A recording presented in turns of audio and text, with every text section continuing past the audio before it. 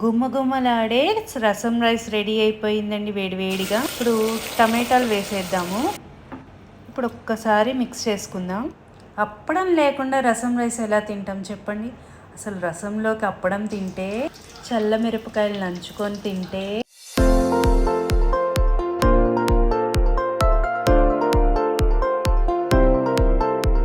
Please like, share and subscribe to Nayaki's kitchen for more video. ఒక చిన్న గ్లాస్తో 2 గ్లాసుల బియ్యం, 1 గ్లాస్ కందిపప్పు వాష్ చేసుకొని సోక్ చేసుకోవాలండి. ఒక half an hour. Tomatoes and మిర్చి కట్ చేసుకోవాలి. చింతపండు నానబెట్టుకోవాలి. ఇప్పుడు స్టవ్ ఆన్ చేసి కుక్కర్ పెట్టేసి మనము తగినంత ఆయిల్, ఒక 2 to 3 స్పూన్స్ ఆఫ్ గీ వేయాలి. నూనె కాగాక ఆవాలు, జీలకర్ర, మిరియాలు, ఎండుమిరపకాయ, కొద్దిగా ఇంగువ,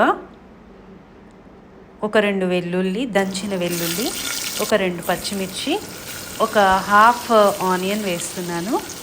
ఆనియన్ ఎక్కువగా ఇష్టపడే వాళ్ళు వేసుకోవచ్చు. కొద్దిగా కరివేపాకు, కట్ చేసి పెట్టుకున్న టమాటాలు కూడా వేసేద్దాం.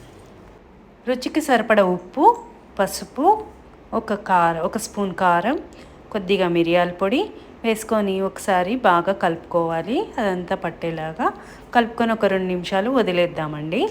టమాటాలు మగ్గాక తగినంత చింతపండు రసము, అవన్నీ మీ రుచికి తగినట్టుగా వేసుకోండి. తర్వాత ధనియాల పొడి, జీలకర్ర పొడి, కొద్దిగా 2 స్పూన్లు రసం పౌడర్ కూడా వేసుకోవాలి. వేసుకున్న తర్వాత ఒక్కసారి ఈ మసాలాలన్నీ టమాటాలకు పట్టేలాగా ఒకసారి కలుపుకోవాలి.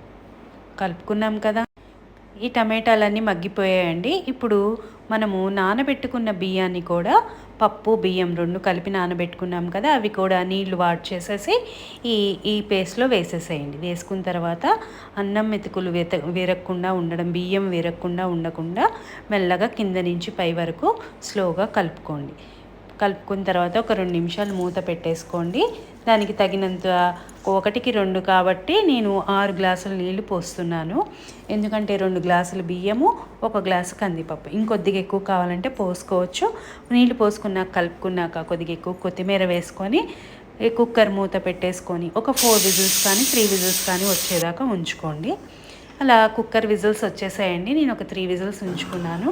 మూత తీసాక ఒక్కసారి కలుపుకుందాము కింద నుంచి పైకి. ఒకవేళ మీకు పప్పు వల్ల గట్టితనం వచ్చింది అంటే కొద్దిగా వేడి నీళ్ళు కూడా వేసుకొని కలుపుకోవచ్చు. అప్పుడు కొద్దిగా లూజ్ అవుతుంది. మరీ గట్టిగా కాకుండా సెమీగా కలుపుకొని తినండి. కొద్దిగా కొత్తిమీర పైన నెయ్యి కూడా వేసుకోండి కావాలంటే. ఇప్పుడు అసలైన ఘట్టం ఏంటంటే, రసంలోకి అప్పడం లేకపోతే ఎలా చెప్పండి. అసలు రుచి అంతా అప్పడంతోనే వస్తుంది. ఆ రసమన్నంలోకి అప్పడం, చల్ల మిరపకాయలు నంచుకొని తింటుంటే ఉంటుంది. ఆహా, స్వర్గం అండి.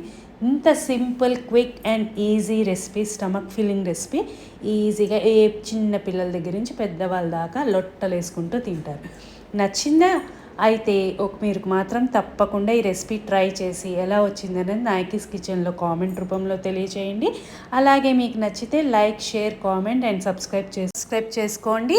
ఇంకా మంచి మంచి రెసిపీతో నేను మీ ముందుకు వస్తూ ఉంటాను. మీరు నన్ను ఆదరిస్తూనే ఉండాలి. అంతవరకు నమస్తే, థ్యాంక్ యూ.